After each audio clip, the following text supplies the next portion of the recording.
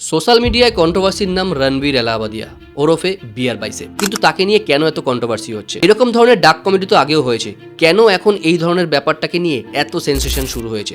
Because of Ranbir এলাহাবাদিয়াকে আমরা সবসময়ের জন্য স্পিরিচুয়ালিটি, মোটিভেশন, পজিটিভিটি এই ধরনের পডকাস্টে দেখেছি এবং রণবীর সবসময়ের জন্য সোশ্যাল মিডিয়া প্ল্যাটফর্মে ও পজিটিভিটি শেয়ার করেছে। কিন্তু রিসেন্টলি ইন্ডিয়াস গট ল্যাটেন্টে গিয়ে সে এমন কিছু বিতর্কিত মন্তব্য করেছে যেই মন্তব্যগুলো সোশ্যাল মিডিয়া প্ল্যাটফর্মে ভীষণভাবে ভাইরাল হয়েছে এবং মানুষ কিন্তু সেটাকে মেনে নিতে পারেনি।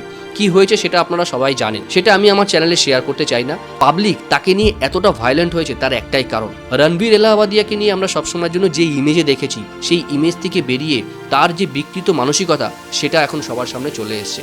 সময় রায়না বা অপূর্বা মাখিজাকে নিয়ে মানুষ কিন্তু এতটা ওয়ারিড ছিল না, তারা কিন্তু এটাই করে পাবলিসিটি পেয়েছে। কিন্তু রণবীর ছিল এক্ষেত্রে একদম ব্যতিক্রমী। সুতরাং তার মতো একজন মানুষের এই ধরনের এপিসোডে আসাই উচিত হয়নি। আপনার কি মনে হয়? অবশ্যই কমেন্টস করে জানান।